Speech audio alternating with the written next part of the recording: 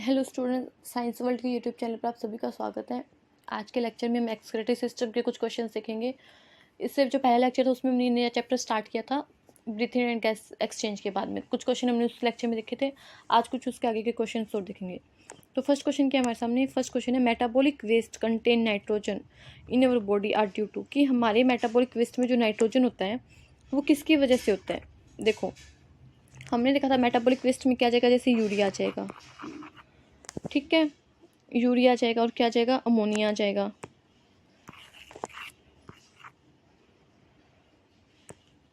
Urea हो गया, ammonia हो गया और यूरिक एसिड, ये हमने देखे थे किसके, ये क्या थे, नाइट्रोजनस वेस्ट थे। तो यूरिया का अगर आप फॉर्मूला देखोगे तो होगा NH2CO NH2। वैसे ही आप अमोनिया का फॉर्मूला देखोगे तो क्या होगा, NH3 होगा। और यूरिक एसिड क्या होती है कि एक प्यूरिन की रिंग होती है, ऐसे रिंग होती है हम बोल सकते हैं, और उसमें क्या होता है, नाइट्रोजन लगी होती है। तो इसमें भी कई नाइट्रोजन कंटेनिंग कंपाउंड है। तो इनमें ये नाइट्रोजन जो लगी है वो आ कहाँ से रही है, तो वो आ रही है प्रोटीन से। प्रोटीन से कैसे मैम, तो इसका ऑप्शन तो होगा ऑप्शन नंबर बी, प्रोटीन। कैसे आ रही है, तो वो देखो प्रोटीन किससे मिलकर बना होता है, protein are polymer of amino acid. Protein is made up of amino acid, कि प्रोटीन किससे मिलकर बना होगा, एमिनो एसिड से मिलकर बना होगा। और जब आप एक एमिनो एसिड का स्ट्रक्चर देखोगे क्या होता है कि उसमें कार्बन होगा, एक कार्बोक्सिलिक ग्रुप होगा, एक NH2 होगा, एक R होगा, ये एल्किल ग्रुप है, यहाँ पे कुछ भी हो सकता है, और एक हाइड्रोजन होगा। तो ये जो NH2 ग्रुप है अमीनो एसिड का, दिस इज अमीनो एसिड, ये अमीनो एसिड का एक स्ट्रक्चर है, बेसिक स्ट्रक्चर है अमीनो एसिड का। तो इस अमीनो एसिड के स्ट्रक्चर में से ये जो NH2 ग्रुप है वही क्या बनाता है, जो नाइट्रोजनस वेस्ट का नाइट्रोजन हम बोल सकते हैं, जो नाइट्रोजन आता है ना नाइट्रोजनस वेस्ट में, वो कहाँ से आता है, अमीनो एसिड से आता है। तो इसलिए उसका ऑप्शन नंबर क्या हो जाएगा, protein is right answer, option number B. Next question देखते हैं, how many layer do filtration membrane consist of, कि जो फिल्ट्रेशन मेम्ब्रेन उसमें कितनी लेयर होती है। देखो ऐसे ही हमने एक पढ़ा था diffusion membrane, diffusion membrane breathing and exchange वाले चैप्टर पढ़ा था ना, डिफ्यूजन मेम्ब्रेन, उसमें कितनी लेयर थी, 3 लेयर थी। वैसे सेम यहाँ पे फिल्ट्रेशन मेम्ब्रेन में कितनी लेयर होगी, 3 लेयर होगी। Option number C is right answer. कौन कौन सी होती है वो भी देख लेते हैं। देखो सबसे पहले मैंने बनाया एफरेंट आर्ट्रियोल, ये तो है एफरेंट आर्ट्रियोल। एफरेंट आर्ट्रियोल क्या बनाती है, ग्लोमेरुलस बनाती है। और ये है इफरेंट आर्ट्रियोल, इफरेंट आर्ट्रियोल, और ये है ग्लोमेरुलस, ग्लोमेरुलस। और ये आ गया बोमन्स कैप्सूल। मैं पूरा नेफ्रॉन का स्ट्रक्चर नहीं बना रही, सिर्फ आपको 3 लेयर बता रही हूँ। तो ये आ गया बोमन्स कैप्सूल। तो क्या आ जाएगा, जो ग्लोमेरुलस है उसकी एपिथेलियम या फिर उसे एंडोथेलियम बोलते हैं, बीच में बेसमेंट मेम्ब्रेन और स्क्वैमस एपिथेलियम। देखो अब मैं आगे वाले पेज पे नाम नहीं लिखूंगी, आपको सिर्फ मेम्ब्रेन बताऊंगी कौन सी, फिर नाम लिखने से जगह कम हो जाती है। देखो ये तो होगी एफरेंट आर्ट्रियोल, शॉर्ट में बताऊँ ये होगी एफरेंट आर्ट्रियोल, और ये हो गया ग्लोमेरुलस, और नीचे क्या आ जाएगा, बोमन्स कैप्सूल, ये हो गया बोमन्स कैप्सूल। तो देखो ग्लोमेरुलस की endothelium of glomerulus capillary, glomerulus capillary, बीच में आएगा basement membrane, basement membrane. Then यहाँ पे आ गया स्क्वैमस एपिथेलियम या फिर epithelium of Bowman's capsule, epithelium of Bowman's capsule. ये 3 लेयर होगी। सबसे पहले एंडोथेलियम ऑफ ग्लोमेरुलस, ये फर्स्ट लेयर है, फिर बीच में आएगा बेसमेंट मेम्ब्रेन, ये सेकंड लेयर है, एंड देन एपिथेलियम आ गई बोमन्स कैप्सूल की, थर्ड लेयर। तो ये तीनों मिलके क्या बनाती है, 3 लेयर मिलके फिल्ट्रेशन मेम्ब्रेन बनाती है। तो उस क्वेश्चन का ऑप्शन क्या हो जाएगा, क्वेश्चन का ऑप्शन हो जाएगा option number C is right answer. Next question देखते हैं। नेक्स्ट क्वेश्चन क्या बोलते हैं, सॉरी, नेक्स्ट क्वेश्चन क्या बोल रहे हैं, select the incorrect statement from the following, कि हमें क्या करना है, इनमें से इनकरेक्ट स्टेटमेंट को फाइंड आउट करना है। देखो कि सबसे पहले हमें ये मार्क कर लेना चाहिए कि हमसे इनकरेक्ट पूछे या करेक्ट पूछे। सबसे पहले मार्क करते हैं इनकरेक्ट पूछे हैं। इनकरेक्ट स्टेटमेंट कौन सा है, the DCT of many nephron opens into straight tubule called collecting duct. देखो अगर मैं नेफ्रॉन का डायग्राम बना के दिखाऊं तो आपको ये तो क्या एफरेंट आर्ट्रियोल, ये ग्लोमेरुलस, ये इफरेंट आर्ट्रियोल, ये आ गया बोमन्स कैप्सूल, बोमन्स कैप्सूल की आ गई पीसीटी, देन हेनली लूप, और फिर आ जाएगा डीसीटी, और यहाँ पे एक ट्यूब आ जाएगी जिसे बोलते हैं कलेक्टिंग ट्यूब। ऐसे क्या होता है कि यहाँ पे एक और नेफ्रॉन होगा, उसका एफरेंट आर्ट्रियोल होगा, यहाँ पे क्या होगी ग्लोमेरुलस, यहाँ पे क्या होगा डीसीटी, ऐसे करके क्या आ जाएगा नीचे यहाँ पे बोमन्स कैप्सूल आ जाएगा, फिर क्या आ जाएगा पीसीटी आ जाएगा, पीसीटी आ जाएगा, फिर क्या आ जाएगा हैंडलेस लूप आ जाएगा, और फिर क्या आ जाएगा यहाँ पे करके ऐसे डीसीटी आ जाएगा, और ये डीसीटी यहाँ पे कलेक्टिंग ट्यूब में ओपन हो जाएगा। तो ऐसे क्या होता है कि बहुत सारे नेफ्रॉन की डीसीटी मिलकर एक ट्यूब में ओपन होती है, जिसे क्या बोलते हैं कलेक्टिंग डक्ट। ठीक है, तो वो स्टेटमेंट सही कि कलेक्टिंग डक्ट में क्या होता है कि बहुत सारी नेफ्रॉन की डीसीटी ओपन होती है। देखो, तो the DCT of many nephrons opens into state tube called collecting duct. ये स्टेटमेंट सही है। आगे दिया द कॉर्टिकल नेफ्रॉन मेजोरिटी। देखो कॉर्टिकल नेफ्रॉन को मेजोरिटी क्यों बोला, क्योंकि इनका जो अमाउंट होता है वो होता है 80 to 85%। और जो जक्स्ट्रामेडुलरी नेफ्रॉन को माइनॉरिटी क्यों बोला, क्योंकि इनका जो अमाउंट होता है वो होता है 10 से 15%। तो ये ठीक है, ध्यान रखो। The loop of Henle too short होगा और एक्सटेंड वेरी लिटिल मेडुलर। देखो मैंने बताया था कि जो मेडुलरी रीजन है मान लो किडनी का, तो उसमें कॉर्टिकल नेफ्रॉन कहते हैं, या फिर तो ऊपर ऊपर से ही जाएंगे, और अगर वो बीच में डिप करेंगे मेडुला में तो भी बहुत कम तक डिप करेंगे। तो ये स्टेटमेंट सही है कि नंबर में ज़्यादा होंगे और मेडुला में बहुत कम जाते हैं नीचे तक। और जबकि जो जक्स्ट्रामेडुलरी नेफ्रॉन होते हैं वो नंबर में कम होंगे, उनका हैंडल लूप लॉन्ग होगा और बहुत मेडुला में डीप तक जाएंगे। मान लो ये मेडुला, तो इसमें जक्स्ट्रामेडुलरी नेफ्रॉन क्या जाएगा, बहुत डीप तक जाएगा। ये तो जक्स्ट्रामेडुलरी नेफ्रॉन और ये कैसे है नेफ्रॉन कॉर्टिकल नेफ्रॉन। तो ये स्टेटमेंट भी सही है। तो एक ही स्टेटमेंट बच गया। अब हमारे पास एक स्टेटमेंट बच गया जो रॉन्ग हो सकता है, वो क्या है D. Vasa recta is not a part of peritubular network, but Vasa रेक्टा part होता है। तो option number D is right answer. अब देखते हैं कि पेरिट्यूबुलर नेटवर्क होता है क्या। देखो सबसे पहले मैंने बनाई एफरेंट आर्ट्रियोल, फिर ग्लोमेरुलस, देन इफरेंट आर्ट्रियोल, ये आ जाएगा बोमन्स कैप्सूल, फिर ये पीसीटी, ये हैंडले लूप, और ये डीसीटी, और देन ये किस में ओपन हो जाएगा कलेक्टिंग डक्ट में। तो क्या होता है कि जो ये इफरेंट आर्ट्रियोल है, कौन सी arteriole, efferent arteriole. Efferent arteriole क्या करती है, मैं अलग कलर से दिखा रही हूँ आपको, ब्लू से। इफरेंट आर्ट्रियोल क्या करती है कि ये आप एनसीडीएम डायग्राम लिखोगे तो इफरेंट आर्ट्रियोल ऐसे क्या होता है कि पूरी पीसीटी के अराउंड और पूरी जो है हैंडले लूप के अराउंड ऐसे राउंड हो जाती है। ठीक है, ये जो नेटवर्क बना है मैंने ब्लू कलर से बताया, इसको बोलते हैं पेरिट्यूबुलर नेटवर्क, पेरिट्यूबुलर नेटवर्क। और ये जो पेरिट्यूबुलर नेटवर्क का मैं ये जो पार्ट दिखा रही हूँ जो ब्लैक से, कि जो वासा रेक्टा किसे बोलते हैं, कि जो हैंडले लूप के अराउंड हैंडले लूप भी यू शेप में है, और ये जो वासा रेक्टा है ना वो भी आगे यू शेप में ही इसके आगे से घूम जाती है। तो इस यू शेप में घूमी हुई वासा रेक्टा को, जो यू शेप में घूमी है पेरिट्यूबुलर नेटवर्क, इसे बोलते हैं वासा रेक्टा। तो वासा रेक्टा पार्ट ही है पेरिट्यूबुलर नेटवर्क का। पूरी जो ये पूरा नेटवर्क है उसे तुमने बोल दिया पेरिट्यूबुलर नेटवर्क, और जो ओनली हैंडले लूप के अराउंड जो नेटवर्क आया है उसे हमने क्या बोल दिया, वासा रेक्टा। तो vasa recta is part of a peritubular network, but वो बोले नहीं है, तो ये ऑप्शन क्या हो गया, गलत हो गया। तो हमसे रॉन्ग स्टेटमेंट ही पूछा था कि रॉन्ग स्टेटमेंट कौन सा है, तो ऑप्शन नंबर डी क्या होगा, रॉन्ग स्टेटमेंट होगा, कि ये बोल रहे नहीं है बट क्या है। इसे यहाँ पे नोट लगा दिया, but Vasa recta is a part of peritubular network, और वो भी कौन सा था, जो हैंडले लूप के अराउंड टर्न हुआ पार्ट होता है पेरिट्यूबुलर नेटवर्क का, उसे हम क्या बोलते हैं, वासा रेक्टा बोलते हैं। नेक्स्ट क्वेश्चन देखते हैं। नेक्स्ट क्वेश्चन क्या बोल रहे हैं, blood vessels leading to glomerulus is called, कि वो ब्लड वेसल्स जो ग्लोमेरुलस की तरफ आएगी, लीड करेगी उसे क्या बोलेंगे, उसे हम बोलते हैं एफरेंट आर्ट्रियोल। अभी हमने बहुत बार देख लिया कि जो एफरेंट आर्ट्रियोल है वो ग्लोमेरुलस की तरफ आती है, और जो इफरेंट आर्ट्रियोल है वो बाहर निकलती है। ये तो है एफरेंट, और ये है इफरेंट। ठीक है, तो हमसे क्या पूछा है कि जो लीड करेगी, तो लीड कौन सी आर्ट्रियोल करिए, एफरेंट करिए। तो option number D is right answer. इसमें ज़्यादा इतना कोई हार्ड क्वेश्चन नहीं है, तो नॉर्मली क्वेश्चन है। नेक्स्ट क्वेश्चन देखते हैं। ये मालफिजियन कॉर्पसल दिस, कि मालफिजियन कॉर्पसल में क्या होता है। देखो मैं डायग्राम बना के फिर से समझा दूँ, एनसीईआरटी में भी डायग्राम बने हुए कि एफरेंट आर्ट्रियोल आई, उसने बनाया ग्लोमेरुलस का गुच्छा, देन इफरेंट आर्ट्रियोल गई, और नीचे क्या बोमन्स कैप्सूल है। ठीक है, तो ये तो है ग्लोमेरुलस, और ये है बोमन्स कैप्सूल, इन दोनों को मिला के हमने क्या बोल दिया, ग्लोमेरुलस एंड बोमन्स कैप्सूल को मिला के मालफिजियन कॉर्पसल, या फिर इसे ही बोलते हैं रीनल कॉर्पसल। एनसीईआरटी में दोनों वर्ड दिए रीनल कॉर्पसल। ठीक है, तो क्या जाएगा मालफिजियन कॉर्पसल या रीनल कॉर्पसल में, एक तो ग्लोमेरुलस आ जाएगा और उसके साथ में हम किसको ऐड कर देंगे, बोमन्स कैप्सूल को। तो ऑप्शन मैच कर लेते हैं। अनदर नेम ऑफ नेफ्रॉन, नहीं नेफ्रॉन का कोई ऐसे नहीं कि अनदर नेम है, ये तो स्टेटमेंट गलत है। एन एक्सट्रिक्टरी स्ट्रक्चर ऑफ इंसेक्ट, नहीं इंसेक्ट का इंसेक्टरी स्ट्रक्चर नहीं है। Combined name of glomerulus and Bowman's capsule, yes this statement is सही, कि जो ग्लोमेरुलस है और जो बोमन्स कैप्सूल है उसका कंबाइंड नेम क्या है, मालफिजियन कॉर्पसल या फिर इनर कॉर्पसल, तो option number C is right answer. Next question देखते हैं।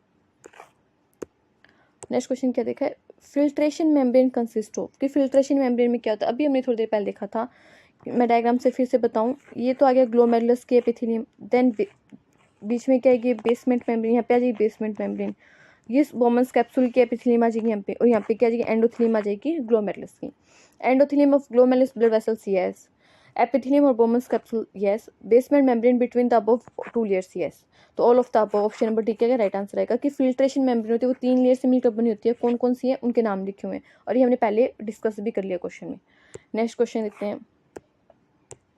नेक्स्ट क्वेश्चन क्या बोला, brush border is a characteristic of, कि ब्रश बॉर्डर जो है किसका कैरेक्टरिस्टिक है। देखो ब्रश बॉर्डर जहाँ पे भी आपको देखिए डाइजेस्टिव सिस्टम में भी हमने पढ़ा था ब्रश बॉर्डर होता है, तो ये क्या काम करता है, रीएब्जॉर्प्शन का काम करता है। रीएब्जॉर्प्शन के लिए जो सरफेस एरिया है उसी क्या करते हैं, इंक्रीज करते हैं।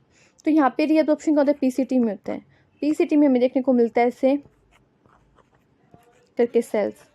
ये कौन सी सेल है, ये है cuboidal brush border, cuboidal brush border cells are present in PCT to increase the surface area for reabsorption. तो प्रॉक्सिमल कॉन्वोल्यूटेड ट्यूब्यूल, यानी पीसीटी को बोलते हैं, पीसीटी का फुल फॉर्म ये होता है प्रॉक्सिमल कॉन्वोल्यूटेड ट्यूब्यूल। तो ऑप्शन नंबर सी क्या राइट आंसर होगा, कि हमें ब्रश बॉर्डर कैरेक्टरिस्टिक्स कहाँ देखने को मिलेंगे, पीसीटी में देखने को मिलेंगे। Option number C is right answer. Next question देखते हैं। How much amount of blood is filtered by kidney per minute, कि कितना अमाउंट जो है किडनी फिल्ट्रेट वो जो फिल्टर करती है पर मिनट में। देखो हमारा जो हार्ट होता है वो अराउंड 5 ml ब्लड क्या करता है, पंप करता है, 5 ml ब्लड पंप करता है पर मिनट।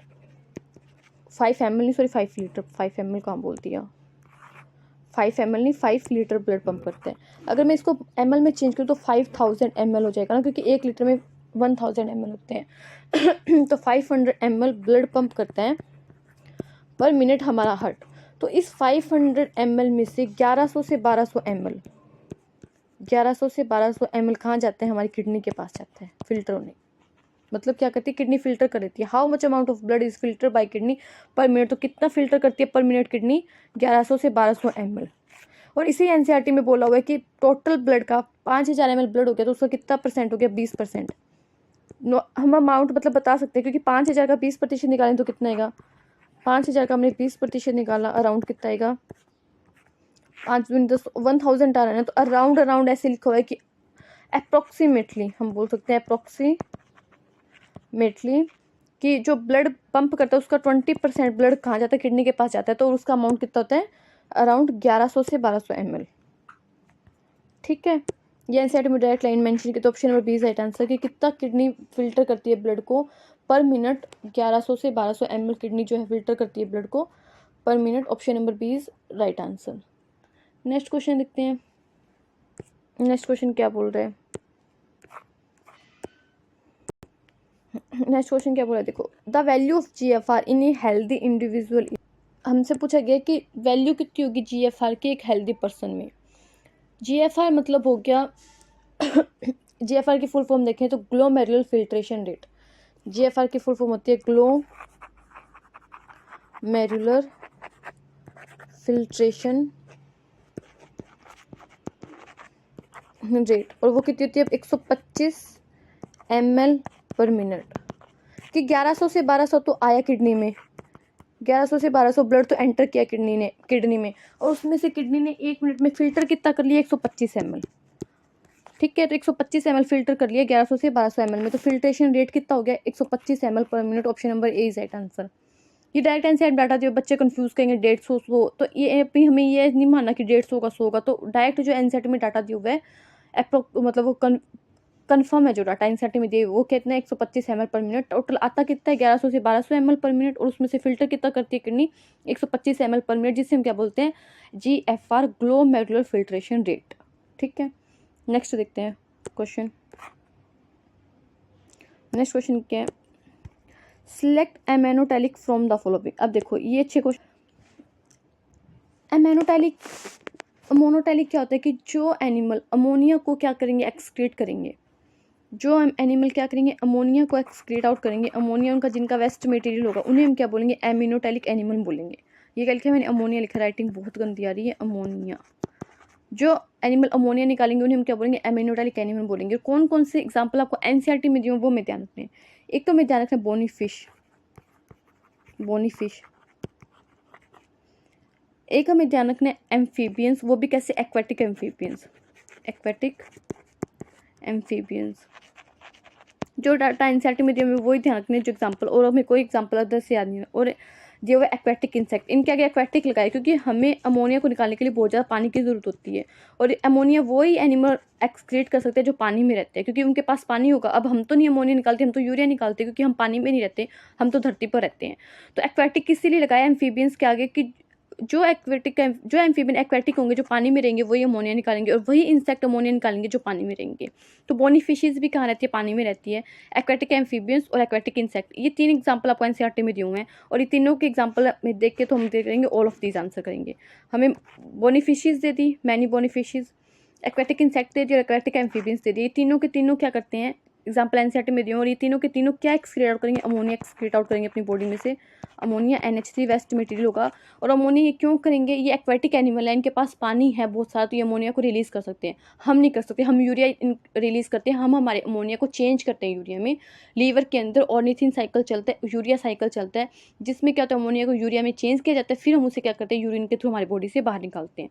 अमोनोटैलिक के एग्जाम्पल में याद रखते हैं, आंखें बंद करके बोलो, many bony fishes, aquatic amphibians and aquatic insect. 3 example है, aquatic animal, sorry aquatic amphibians, aquatic insect और many bony fishes are the example of ammonotelic animals. Next question देखते हैं। ये एग्जाम्पल ऐसे हैं तो आपको लर्न करने पड़ेंगे, इनका कोई ऑप्शन नहीं है। अब वही क्वेश्चन आ गया, अब हमसे पूछे यूरियोटैलिक कौन है। यूरियोटैलिक का मतलब क्या होगा, जो क्या एक्सक्रीट करेंगे, यूरिया। और उसमें हमें ध्यान रखना है मैमल्स, एक तो हमें मैमल्स ध्यान रखना है, एक हमें most of the terrestrial amphibians. देखो टेरिस्टियल को हमने कहाँ डाल दिया, यूरियोटैलिक में, और एक्वेटिक को हमने कहाँ डाला था, पानी में वाले को डाला था हमने अमोनिया में, क्योंकि उनके पास पानी तो वो एक्सक्रीट कर सकते हैं अमोनिया को। और मैराइन फिशेज, वहाँ पे बोनी फिशेज थी और यहाँ पे कौन सी फिशेज आ गई, मैराइन फिशेज आ गई।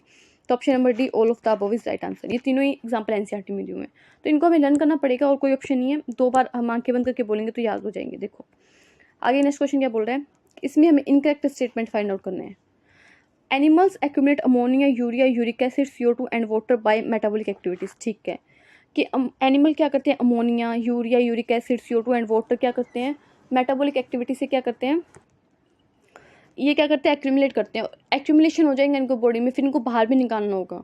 ऐसे नहीं कि इनको एक्यूमुलेट करके हमारी बॉडी में रख सकते हैं। CO2 हम कैसे बाहर निकालते हैं, जब हम रेस्पायर करते हैं तो CO2 बाहर निकलती है। अब बहुत सारे हम यूरिया बाहर निकालते हैं हमारे यूरिन के थ्रू। बहुत सारे एनिमल क्या करेंगे, अमोनिया बाहर निकालेंगे, जैसे हमें एक्वेटिक एनिमल्स देखे थे।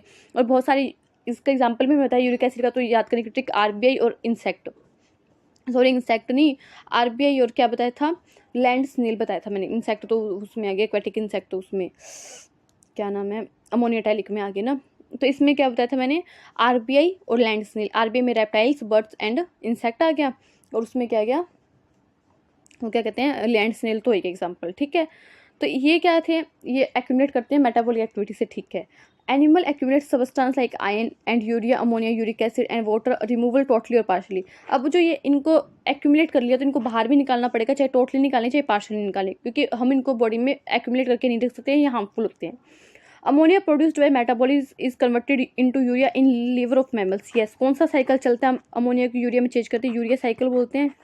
ये बहुत बार पूछा चलता है, इस साइकिल चलता कहाँ लीवर में, ये ध्यान रखना है, ये क्वेश्चन बहुत बार पूछा जाता है। यूरिया साइकिल या फिर उसे बोलते हैं ऑर्निथिन साइकिल, ऑर्निथिन साइकिल, ये 2 नाम है।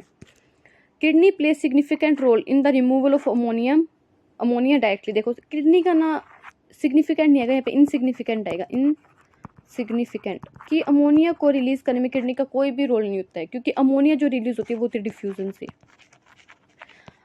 बाहर अमोनियम आयन कम होते हैं, बॉडी में ज़्यादा हो जाते हैं, पानी में एनिमल होते हैं, तो डिफ्यूजन से क्या होता है, वो बॉडी से बाहर चले जाते हैं। तो यहाँ पे आंसर में डायरेक्ट लाइन मेंशन किया कि किडनी का अमोनियम आयनों को रिलीज करने में कोई भी सिग्निफिकेंट रोल नहीं है, इनसिग्निफिकेंट रोल है, ये डिफ्यूजन के द्वारा बाहर निकल जाते हैं। तो option number D is right answer, क्योंकि हमसे इनकरेक्ट स्टेटमेंट पूछे कि सारी की सारी लाइनें एनसीईआरटी जब स्टार्ट होती है ना, वहाँ से बना के दी हुई है, पूरा पैराग्राफ ये लाइनों में बना दिया। तो option number D is right answer. Next question देखते हैं, ये क्या पूछ रहे हैं, next question, normally that is absent in glomerular filtrate, कि ग्लोमेरुलर फिल्ट्रेट में क्या एब्सेंट होगा। देखो जब ग्लोमेरुलर फिल्ट्रेट होगा उसमें ब्लड आता है, उसमें से हम क्या माइनस कर दे, सेल्स को माइनस कर दें, सेल्स माइनस कर दिया तो क्या बच गया, प्लाज्मा। ठीक है। और इस प्लाज्मा में से जो फिल्ट्रेशन होगा उसमें से हम क्या माइनस कर दे, प्रोटीन माइनस कर दे, तो हमारे पास बन जाएगा फिल्ट्रेट। कि जो ये ब्लड आया है यहाँ पे ग्लोमेरुलस में से बोमन्स कैप्सूल में, यहाँ पे जो छन छन के ब्लड आया उसमें क्या होगा, उसमें क्या होगा, ओनली प्लाज्मा, क्योंकि सेल तो बाहर आएगी नहीं, प्लाज्मा में से जो बड़े बड़े प्रोटीन है वो भी नहीं आएंगे, प्लाज्मा में से जो मैं प्रोटीन माइनस करूँगी तो क्या आएगा मेरे पास, फिल्ट्रेट आएगा, फिल्ट्रेट। तो ये होता है फिल्ट्रेट। अब तो उसमें क्या नहीं होगा, देखो फर्स्ट ऑप्शन दिया एल्ब्यूमिन, तो एल्ब्यूमिन ही नहीं होगी, एल्ब्यूमिन के एक प्रोटीन है तो ये नहीं होगी, तो ऑप्शन नंबर ए राइट आंसर हो जाएगा। ग्लूकोज हो सकता है, ग्लूकोज को वापस पीसीटी से क्या होता है, मैंने बताया था ना पीसीटी में 70 से 80% रीअब्जॉर्प्शन हो जाता है, तो ग्लूकोज हम वापस से क्या करते हैं, रीअब्जॉर्ब कर लेते हैं, एक बार के लिए फिल्ट्रेशन में आ जाता है ग्लूकोज, तभी तो रीअब्जॉर्प्शन की प्रोसेस होती है कि जो अच्छा मटेरियल आ गया हमारे फिल्ट्रेशन में, उसे वापस रीअब्जॉर्ब कर लें, तो ग्लूकोज का 100% क्या होता है, रीअब्जॉर्प्शन हो जाता है हमारे पीसीटी में। NaCl का भी हमें रीअब्जॉर्प्शन करें तो अगर एक्स्ट्रा में तो निकाल देंगे, नहीं तो रीअब्जॉर्ब कर लेंगे। और क्रिएटिनिन तो एक ऐसा सब्सटेंस है जिससे हमारी बॉडी क्या करती है, रिलीज कर देती है, ये हम बोल सकते हैं एक नाइट्रोजनस वेस्ट ही है। तो क्या क्या ऑप्शन नंबर ए राइट आंसर है, क्योंकि एल्ब्यूमिन दे दिया और एल्ब्यूमिन क्या है, एक प्रोटीन, और प्रोटीन होगा नहीं फिल्ट्रेट में। नेक्स्ट क्वेश्चन देखते हैं। ये क्वेश्चन क्या बोल रहा है, urine formation mainly involves the process of, देखो यूरिन फॉर्मेशन के लिए 3 प्रोसेस होते हैं, मैं आपको बता देती हूँ, 3 प्रोसेस होते हैं, 3 स्टेप होते हैं यूरिन फॉर्मेशन के लिए। फर्स्ट होता है अल्ट्रा फिल्ट्रेशन, सेकंड आएगा रीअब्जॉर्प्शन, हमने फिल्टर कर लिया, फिल्टर करने के बाद में जो अच्छी चीज़ें आ गई जैसे ग्लूकोज आ गया तो उनको हम क्या करेंगे, रीएब्जॉर्ब कर लेंगे, रीएब्जॉर्बेशन, स्पेलिंग देख लेना थोड़ी सी मिस्टेक हो सकती है। एंड थर्ड होता है सिक्रीशन, कई बार क्या होता है कि कुछ गंदी चीज़ें रह जाती है जैसे K+ रह गया, H+ रह गया, ये क्या होते हैं कि हमें नहीं चाहिए, तो ये बॉडी क्या कर देती है, जैसे अमोनिया क्या होता है कई बार थोड़ा सा बॉडी में रह जाता है, तो बॉडी में क्या होता है, ये रह गया हमारे ब्लड में, तो अमोनिया वो बॉडी देखते हैं कि ये रह गया, तो लास्ट में क्या करते हैं, इनको सीक्रेट कर दो, बाहर निकाल दो कि यूरिन के साथ बाहर निकल जाए, तो लास्ट प्रोसेस होता है सिक्रेशन का। पहले फिल्ट्रेशन हो गया, फिल्ट्रेशन के बाद में अच्छी चीज़ आ गई तो हमने उन्हें रीएब्जॉर्ब कर लिया, और जो गंदी चीज़ें जो हमें नहीं चाहिए उनको हमने वापस से सीक्रेट कर दिया। तो ये 3 स्टेप होते हैं यूरिन फॉर्मेशन के। सबसे urine formation mainly involves a process of ultrafiltration, selective reabsorption, secretion, और डी ऑल ऑफ दीज। तो option number D right answer, all of these. Next question देखते हैं। ये क्या बोल रहा है, a part of nephron is situated in cortex completely, कि कौन सा नेफ्रॉन का ऐसा पार्ट है जो कॉर्टेक्स में कम्प्लीटली सिचुएटेड होगा। तो हमने देखा था कि जो मॉर्फिजिन कैप्सूल है, मॉर्फिजिन कैप्सूल क्या होता है, चाहे ये जुक्स्टामेडुलरी नेफ्रॉन का हो, चाहे ये किसका हो, कॉर्टिकल नेफ्रॉन का, ये कॉर्टेक्स वाले पार्ट में होगा, पीसीटी भी कॉर्टेक्स वाले पार्ट में होगा, डीसीटी भी कॉर्टेक्स वाले पार्ट में होगा, बट जो लूप ऑफ हेनली है वो क्या जाएगा, मेडुला वाले रीजन में अंदर तक जाएगा, और जो ये क्या बचेगा कलेक्टिंग डक्ट, ये भी क्या जाएगी यहाँ पे डीसीटी आ जाएगा, और एक कलेक्टिंग डक्ट भी क्या जाएगी, मेडुला वाले रीजन में अंदर तक जाएगी, यहाँ पे पीसीटी हो गया, और इसके ऊपर यहाँ पे क्या गया, बोमन्स कैप्सूल हो गया, ठीक है, यहाँ पे क्या है, बोमन्स कैप्सूल हो गया। तो बोमन्स कैप्सूल या फिर मॉर्फिजिन कॉर्पसल बोल दो, पीसीटी और डीसीटी, पीसीटी डीसीटी और मॉर्फिजिन कैप्सूल तो सारे क्या है, कॉर्टेक्स वाले पार्ट में है, बट हेनली लूप और कलेक्टिंग डक्ट क्या है, कौन से वाले पार्ट में आएंगे, मेडुला वाले पार्ट में भी आ जाएंगे। तो A B C, डी और ई नहीं आएगा, तो A B C only, option number A is right answer. ऐसे क्वेश्चन भी पूछे जा सकते हैं आपसे एग्जाम में। नेक्स्ट क्वेश्चन देखते हैं।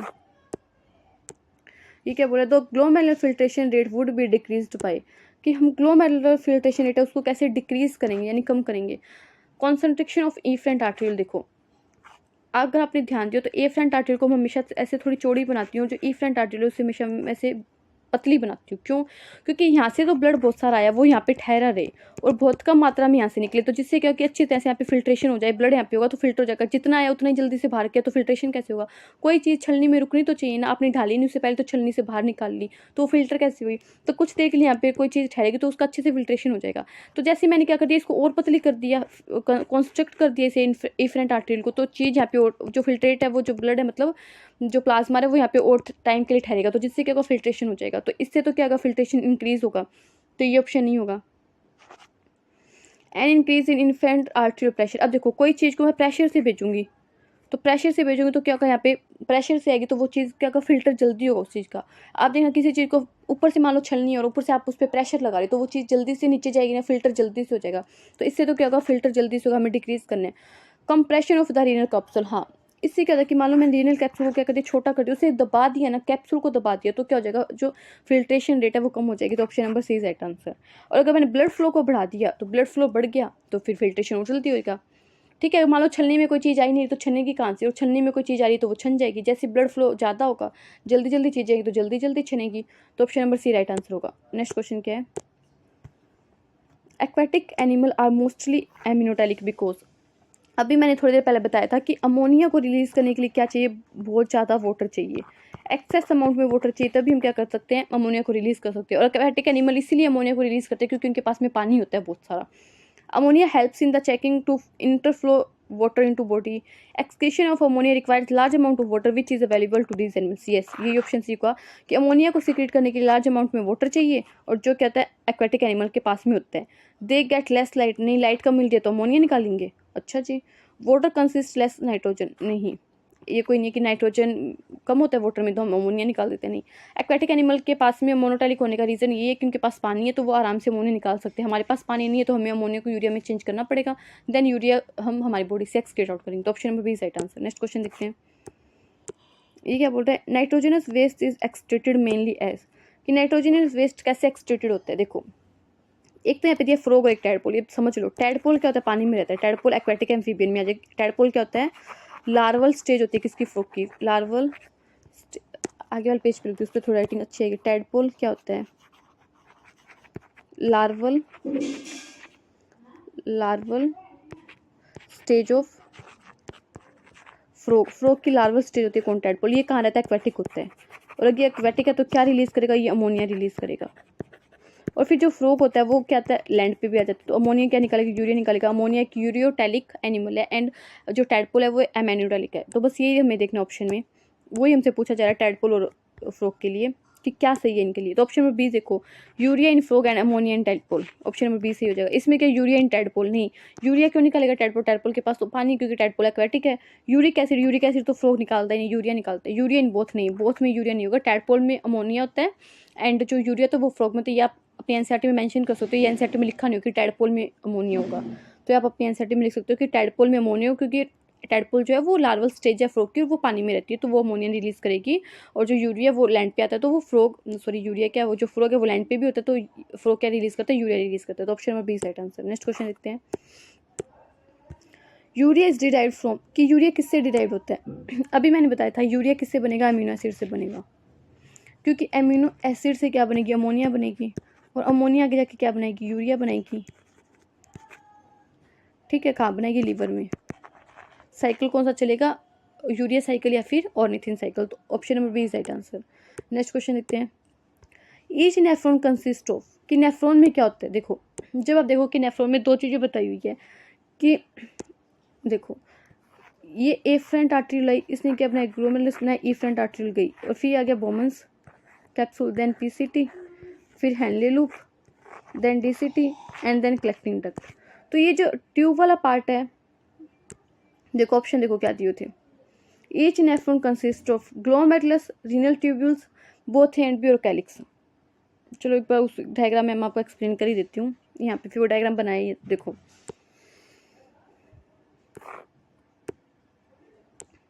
क्या आ जाएगा। तो ये ग्लोमेरुलस वाला पार्ट है, ग्लोमेरुलस, और ये सारा जो पार्ट है वो हो गया ट्यूब्यूल पार्ट, रीनल ट्यूब्यूल बोलते हैं, ये हो गया ट्यूबुलर पार्ट। तो ये दोनों मिलके ही ग्लोमेरुलस यानी कैपिलरी वाला पार्ट और ट्यूब्यूल्स वाला पार्ट मिलके ही क्या बनाते हैं, नेफ्रॉन बनाते हैं।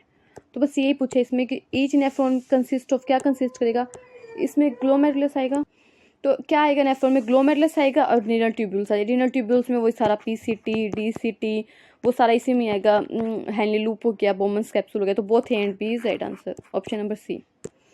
आज के क्वेश्चन इतने ज़्यादा हार्ड नहीं है जितने मैंने कल करवाए थे। कल के क्वेश्चन बहुत ज़्यादा कॉन्सेप्चुअल थे, आज के क्वेश्चन इतने ज़्यादा कॉन्सेप्चुअल नहीं है, डायरेक्ट एनसीईआरटी बेस्ड क्वेश्चन है। Glomerulus along with Bowman's capsule is cold, अभी हमने देखा था कि ग्लोमेरुलस होगा और बोमन्स कैप्सूल साथ में हो तो हम क्या बोलेंगे, रीनल कॉर्पस्कल बोलेंगे या फिर मोल्फिजियन ट्यूब। देखो अब मोल्फिजियन ट्यूब्यूल और मोल्फिजियन बॉडी में एग्जामिनर कंफ्यूज करते हैं, तो यहाँ पे क्या जाएगा, मोल्फिजियन ट्यूब्यूल नहीं बोलना, उसे हम क्या बोलेंगे, मोल्फिजियन बॉडी बोलेंगे। मोल्फिजियन ट्यूब्यूल्स हमें इंसेक्ट में देखती है, वो क्या होती है, इंसेक्ट का एक्सक्रीटरी ऑर्गन होता है, तो मोल्फिजियन ट्यूब्यूल बोलेंगे या फिर हम क्या बोलेंगे, मोल्फिजियन बॉडी। तो option number D right answer होगा। अब बच्चे ट्यूब्यूल देख के इसमें और गलती करके आएंगे, बट ये नहीं होगा। ट्यूब्यूल्स कहाँ मिलते हैं, इंसेक्ट में मिलते हैं।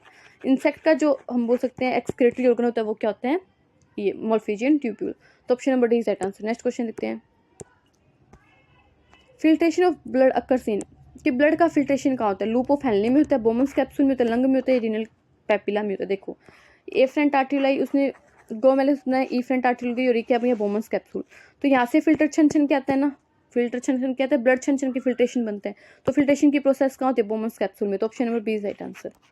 लंग में कहाँ से फिल्ट्रेशन हो जाएगी, तो ऑप्शन ही गलत बना रखा है। लूप ऑफ हेनले में फिर भी बच्चे कंफ्यूज हो सकते हैं, बट फिल्ट्रेशन कहाँ, बोमन्स कैप्सूल में होगा। प्लाज्मा में से यहाँ से छन छन के फिल्ट्रेशन बोमन्स कैप्सूल में इकट्ठा होता है। Next question, select the order of toxicity. देखो सबसे ज़्यादा टॉक्सिक जो होता है वो होता है अमोनिया। अमोनिया सबसे ज़्यादा टॉक्सिक होता है, फिर उसके बाद में होता है यूरिया, और देन होता है यूरिक एसिड। जो जितना ज़्यादा टॉक्सिक होगा ना, एक बात याद रखनी, टॉक्सिसिटी ज़्यादा तो वाटर की रिक्वायरमेंट भी ज़्यादा होगी। टॉक्सिसिटी ज़्यादा तो वाटर की रिक्वायरमेंट भी ज़्यादा। जितना ज़्यादा टॉक्सिक होगा मटेरियल, उसको निकालने के लिए उतनी ज़्यादा वाटर चाहिए। अमोनिया ज़्यादा टॉक्सिक है तो अमोनिया को निकालने के लिए ज़्यादा पानी चाहिए। यूरिया अमोनिया से कम टॉक्सिक है तो यूरिया को निकालने के लिए थोड़ा कम पानी चाहिए। और यूरिक एसिड तो ऐसा सब्सटेंस है जिसको हम पेस्ट की फॉर्म में निकालते हैं। आपने देखा होगा कि जो बर्ड्स होते हैं वो ऊपर से पेस्ट के फॉर्म में छोड़ते हैं ना, कई बार गिर भी जाता है खुद के ऊपर, तो वो क्या होता है, उसमें यूरिक एसिड ही होता है। तो ए बी सी देख लो, option number A is right answer. Next question देखते हैं, the glomerular filtrate the liquid collect the cavity Bowman's capsule. कि जो बोमन कैप्सूल में लिक्विड इकट्ठा हो उसमें क्या होता है, मैंने बताया था कि प्लाज्मा में से हम क्या माइनस करते हैं, प्रोटीन माइनस करते हैं। सबसे पहले तो प्लाज्मा कैसे बनता है, ब्लड में से सेल माइनस करते हैं, ब्लड में से सेल माइनस के तो प्लाज्मा बन गया, प्लाज्मा में से प्रोटीन माइनस की तो फिल्ट्रेट बन गया। Blood minus protein and corpuscles, ये सही है, blood minus protein and corpuscles. Blood minus protein करेंगे तो उसमें सेल्स बच गई अभी, ठीक है, तो ये नहीं होगा। वाटर नहीं, यूरिन नहीं, ब्लड में से हमने प्रोटीन भी माइनस कर दी और ब्लड में से हमने क्या कर दिया, सेल भी माइनस कर दी। तो देखो ब्लड है, उसमें से मैंने पहले सेल माइनस कर दी मान लो, तो क्या बन गया, प्लाज्मा बन गया। और फिर प्लाज्मा में से जब मैंने प्रोटीन और माइनस कर दी तो क्या बन गया, फिल्ट्रेशन बन गया। तो option number B is right answer. देखो कैसे क्वेश्चन को घुमाया है, बच्चा इस पर कंफ्यूज हो सकता है। नेक्स्ट क्वेश्चन देखते हैं, a minute vessels run parallel to the Henle loop forming U shape vasa recta is part of. अभी मैंने देखा था कि वो किसका पार्ट होगा, वो पेरिट्यूबुलर नेटवर्क का पार्ट होगा। पेरिट्यूबुलर नेटवर्क क्या होती है, जो ये यू शेप हेनले लूप है उसके अराउंड क्या होती है, ऐसे पेरिट्यूबुलर नेटवर्क लिपट जाता है, जिसे हम क्या बोलते हैं, वासा रेक्टा बोलते हैं। तो option number A is right answer. Next question देखते हैं, which excretory product requires maximum water for the elimination. अभी मैंने बताया था जो जितना ज़्यादा टॉक्सिक होगा, जितनी ज़्यादा टॉक्सिसिटी होगी उसको उतना ज़्यादा पानी चाहिए। तो सबसे ज़्यादा टॉक्सिक कौन था, अमोनिया था। तो अमोनिया को रिमूव करने के लिए मुझे सबसे ज़्यादा पानी चाहिए। और लिस्ट पूछ ले, लिस्ट किस में आ जाएगा, सबसे कम चाहिए किस में, यूरिक एसिड में। अब हमसे क्या पूछा है, मैक्सिमम पूछा है तो अमोनिया आएगा, और मिनिमम पूछता तो क्या था, यूरिक एसिड आ जाता। तो option number A is right answer. Next question देखते हैं, which respect to the mode of excretion bony fish falls into what category of organism. Bony fish को हमने कौन से कैटेगरी में रखा था, अगर आपको एग्जांपल है तो बोनी फिश था, एक्वेटिक इंसेक्ट था, एक्वेटिक एम्फेबियंस था। इनको हमने कौन से कैटेगरी में रखा था, अमोनोटेलिक में। अब इसमें एग्जांपल याद है तो आप डायरेक्ट कर दोगे, इसमें तो ऐसा कुछ है भी नहीं। बस इसमें हम एग्जामिनर हमारी एग्जाम्पल की नॉलेज चेक करना चाह रहे हैं कि हमें एग्जाम्पल ढंग से याद है नहीं। अगर हमें पता है बोनी फिश को हमने कहा रखा था कि बोनी फिश को हमने रखा था उसमें अमोनोटेलिक में, तो हम क्या कर देंगे, option number C right answer कर देंगे। नेक्स्ट क्वेश्चन देखते हैं, which of the following is uricotelic. Uricotelic animal कौन से हैं, यूरिकोटेलिक की हमने क्या ट्रिक देखी थी, यूरिकोटेलिक की मैंने आपको ट्रिक बताई थी, RBI और लैंड स्नेल, ध्यान रखना है। तो राइटिंग इतनी गंदी आ रही है, RBI और लैंड स्नेल। रुको आगे वाले पेज पे लिखती हूँ, उस पर थोड़ी अच्छी आएगी, RBI और लैंड स्नेल। आर से हो गया रेप्टाइल्स, बी से बर्ड्स, आई से इंसेक्ट। एक्वेटिक इंसेक्ट नहीं है, बस खुद यहाँ पे गलती मत कर देना फिर एक्वेटिक लगा के, और लैंड स्नेल हो गया। तो ये हमें ऑप्शन मैच करनी है, देख लो, रेप्टाइल्स आ गया, बर्ड्स आ गया, इंसेक्ट आ गया, लैंड स्नेल आ गया। तो ऑल ऑफ दीज ही है, इसका answer option number D right answer. बस ट्रिक से कर सकते हैं हम, ट्रिक याद है या फिर बिना ट्रिक के याद करें तो बिना ट्रिक के याद करो। मैंने तो बस नॉर्मल बताया, जो बच्चे बिना ट्रिक के याद करना चाहते हैं वो बिना ट्रिक के करें, और जो ट्रिक से करना चाहते हैं वो ट्रिक से। अब ये अच्छा क्वेश्चन है, अब इसमें क्या पूछ लिया, यूरिकोटेलिक पूछ लिया। अब RBI और लैंड स्नेल तो हमें पता है, बट यहाँ पे RBI डायरेक्ट ऐसे रेप्टाइल और नहीं देखे जैसे पहले वाले क्वेश्चन में दिया था, यहाँ पे हमें उनके एग्जाम्पल दिए तो वहाँ से हमें करना पड़ेगा। देखो अगर मैं देखो फिश ना मेनली अगर बोनी फिश देखो तो वो अमोनिया रिलीज करेगी, और अगर मैं देखो कार्टिलेजिनस फिश तो वो क्या रिलीज करेगी, यूरिया। तो फिश तो कहीं से भी क्या नहीं करती, यूरिकोटैलिक नहीं होती, यूरिक एसिड रिलीज करती है। मैन हमें पता है यूरिया रिलीज करता है, अगर मैं मैन को देखूँ तो ये ऑप्शन गलत ही हो गया, ठीक है। अब फिश, फ्रॉग, लिजार्ड और फाउल। अब इसमें देखो कि फ्रॉग, तो फ्रॉग यूरिया रिलीज करता है, तो ये ऑप्शन गलत हो गया। क्रो एक बर्ड है, स्नैक एक रेप्टाइल है, कॉकरोच एक इंसेक्ट है, और लिजार्ड एक रेप्टाइल है। तो इसमें क्या आ गया, आरबीआई आ गया मेरा, रेप्टाइल भी आ गया, बर्ड भी आ गया, इंसेक्ट भी आ गया। तो option number C is right answer. अब देखो इसमें कैमल क्या एक मैमल है, कैमल क्या करेगा, यूरिया रिलीज करेगा। डॉग भी एक मैमल है, डॉग भी क्या करेगा, यूरिया। इसमें सारे यूरिया के एग्जाम्पल नहीं है, कैमल भी यूरिया रिलीज करेगा, डॉग भी, मंकी भी और मैन भी। तो इसमें अगर हमसे यूरिया पूछ लेता कौन से सारे सेट यूरिया का है, तो वो ऑप्शन नंबर डी हो जाता। बट अब इसको मार्क नहीं करेंगे, इसमें तो यूरिया के, बट हमसे पूछे यूरिकोटैलिक, तो option number C right answer होगा, ठीक है। नेक्स्ट क्वेश्चन देखते हैं। मतलब उसमें एग्जामिनर ने थोड़ा सा क्वेश्चन को अच्छा बनाने की कोशिश की है, डायरेक्ट वो रेप्टाइल बर्ड होना दे, क्योंकि एग्जाम्पल दे दिए, तो उससे और नॉलेज चेक हो रहा है कि आप डीप में जा पाते हो नहीं जा पाते हो। Uric acid formed in human being from, देखो यूरिक एसिड होता है ना, उसके अगर आप केमिकल नेम देखोगे तो यूरिक एसिड का केमिकल नेम होता है 268 ट्राई ऑक्सी प्यूरिन। कि जो प्यूरिन रिंग होती है, प्यूरिन एक ऐसी रिंग होती है जिसमें क्या होता है, इसके साथ कनेक्ट होगी, एक 6 मेंबर की रिंग होती है, उसके साथ में 5 मेंबर की रिंग ऐसे अटैच होती है, और बीच बीच में यहाँ पे 2-3 जगह पे नाइट्रोजन लगे होते हैं। ये पूरी मैंने अच्छे से रिंग नहीं बनाई, करेक्ट नहीं है ये रिंग, क्योंकि मैं सही बताऊँ तो मुझे इस रिंग की स्ट्रक्चर याद नहीं है, बट इस टाइप से एक रिंग होती है प्यूरिन की। जो रिंग होती है वो हम उसमें भी पढ़ते हैं डीएनए में, जो नाइट्रोजनस बेस होता है प्यूरिन एंड पेरीमिडिन। उस प्यूरिन रिंग में जब मैं 268 पे ट्राईऑक्सी ग्रुप लगा देती हूँ 3 पोजीशन पे, तब जाके वो क्या बनता है, यूरिक एसिड बनता है। तो यूरिक एसिड किससे बनता है, प्यूरिन से बनता है। प्यूरिन की रिंग को मॉडिफाई करके हम क्या बनाते हैं, यूरिक एसिड बनाते हैं। तो ऑप्शन नंबर सी का राइट आंसर होगा। कुछ इस टाइप से प्यूरिन की रिंग होती है, ये प्रॉपर मैंने नहीं बनाई है, मैं प्रॉपर बना के दिखाऊँ आपको। अगर मैं पूरी अच्छे से प्यूरिन रिंग बना के दिखाऊँ ना आपको, तो ये होती है ऐसी एक रिंग आएगी 6 मेंबर की, जो मैंने आपको बताया था, रिंग तो मैंने सही बनाई थी, और एक 5 मेंबर की रिंग होती है। अब उसमें नाइट्रोजन, एक तो नाइट्रोजन यहाँ पे लगेगा, एक नाइट्रोजन यहाँ पे, एक नाइट्रोजन लगेगा यहाँ पे, और एक नाइट्रोजन लगेगा यहाँ पे, और फिर इसमें क्या आ जाएंगे, ऐसे करके वो डबल बॉन्ड आ जाएंगे, जो आप केमिस्ट्री में पढ़ते हो, अल्टरनेट डबल बॉन्ड होते हैं जैसे बेंजीन रिंग में। तो ये स्ट्रक्चर होती है किसकी, प्यूरिन की, ठीक है। और इस प्यूरिन में 268 ट्राईऑक्सी पे जब मैं क्या लगा देती हूँ, 268 पोजीशन पे जब मैं ऑक्सी ग्रुप लगा देती हूँ ना, तो उसे हम बोलते हैं क्या, वो यूरिक एसिड। तो प्यूरिन से क्या डिराइव होता है, यूरिक एसिड डिराइव होता है। तो बस वो क्वेश्चन वही पूछना चाह रहा है, कोई नहीं पूछेगा आपसे ये 3 रिंग, ये केमिस्ट्री में चला जाएगा क्वेश्चन बायो की जगह, ठीक है। तो बस आपको ये ध्यान रखना है कि यूरिक एसिड बनता किससे, प्यूरिन से बनता है। आप इसका नाम याद रखते हो, 268 ट्राईऑक्सी प्यूरिन होता है, ठीक है। ये पूछ सकते हैं आपसे एग्जाम में। नेक्स्ट क्वेश्चन देखते हैं। हमें ना ज़्यादा नॉलेज भी नहीं रखना होता कि हम, मैम आपने रिंग नहीं बताई, आपने स्ट्रक्चर नहीं बना के दिखाया, तो इतना डीप एग्जामिनर पूछेगा भी नहीं। एग्जामिनर भी वही नॉलेज चेक करेगा जो उसे करनी है, क्योंकि पूछने को अगर आपको वो पीएचडी का पूछने लग जाए तो वो कहीं सही बात नहीं होगी, क्योंकि हमें पीएचडी को पढ़ानी है, हमें एमएससी वाले बच्चों को पढ़ानी है, हमें 11th-12th क्लास को पढ़ाना है, तो हमें उतना नॉलेज चाहिए जितना हम 11th-12th क्लास के बच्चे को दे सके। एक्स्ट्रा ज़्यादा नॉलेज रखना भी कोई अच्छी बात नहीं है मेरे अकॉर्डिंग तो, और वो आपकी थिंकिंग है। नेक्स्ट क्वेश्चन देखो, which of the following set of animal produce the same substance as their chief excretory product. देखो मैं ऐसा सेट ढूंढना जिसमें सब सेम सबस्टांस रिलीज करती हूँ। फिश और पीजन, देखो पीजन क्या एक बर्ड है, पीजन क्या रिलीज करेगा मैं बताऊँ तो यूरिक एसिड रिलीज करेगा, और वहीं पे फ्रॉग क्या करता है, यूरिया रिलीज करता है। इनमें अलग अलग हो गए, तो ये ऑप्शन नहीं होगा। कैमल एक मैमल है, तो ये यूरिया रिलीज करेगा, और हाउस फ्लाई क्या एक इंसेक्ट है, और इंसेक्ट क्या रिलीज करते हैं, यूरिक एसिड। देखो क्वेश्चन को करने का तरीका क्या है। Amoeba, ant and antelope. Amoeba तो एनिमल किंगडम का ही एनिमल नहीं है, आंट और एंटीलोप का कोई सेंस नहीं बैठा, ये तो ऑप्शन वैसे भी नहीं होगा, क्योंकि इसमें तो ऑप्शन ही बहुत अजीब अजीब से देती है। फ्रॉग यूरिया रिलीज करेगा, मंकी यूरिया रिलीज करेगा क्योंकि एक मैमल है, डॉग भी यूरिया रिलीज करेगा क्योंकि एक मैमल है। तो option number C right answer better हमारा। अब बस इसमें आपको नॉलेज चेक करें एग्जामिनर एग्जाम्पल्स की, कि आपको एग्जाम्पल याद है नहीं, अमीनोटैलिक का एग्जाम्पल, यूरियोटैलिक का एग्जाम्पल और यूरिकोटैलिक का एग्जाम्पल। और आपको ये भी पता है कि हम फ्रॉग एम्फीबियन में आता है, डॉग मैमल्स में आता है, मतलब इसमें आपकी नॉलेज चेक हो रही है कि आप नॉलेज कितना रखते हो, ठीक है। तो option number C right answer होगा। नेक्स्ट क्वेश्चन देखते हैं।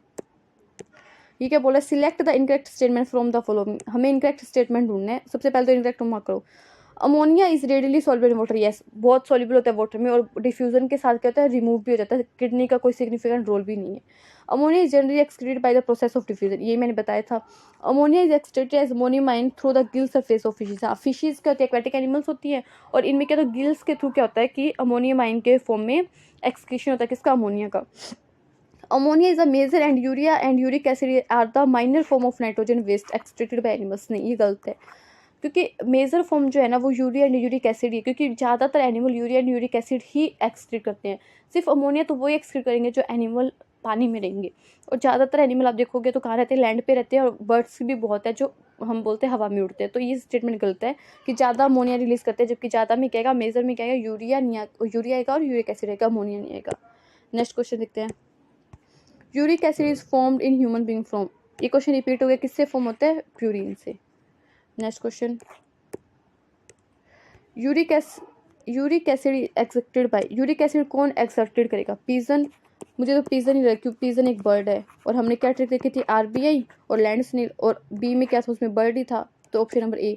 फ्रॉग यूरिया करेगा, रैबिट भी यूरिया करेगा, क्योंकि क्या एक मैमल, और मैन भी तो एक मैमल है, क्या करेगा, यूरिया। तो ये तीनों एग्जाम्पल यूरिया के, और पीजन क्या करेगा, यूरिक एसिड। नेक्स्ट क्वेश्चन देखते हैं। The list toxic nitrogenous wastage, अभी मैंने बताया था, मोस्ट में पूछे, मैक्सिमम पूछे तो अमोनिया, लिस्ट में पूछे तो क्या है, यूरिक एसिड, क्योंकि इसको रिमूव करने के लिए बहुत कम पानी चाहिए। कैसे फॉर्म में होता है, ये पेस्ट या पैलेट की फॉर्म में क्या होता है, रिलीज होता है, ऊपर से बर्ड्स से गिरते हुए कभी देखा होगा। आगे नेक्स्ट क्वेश्चन देखते हैं।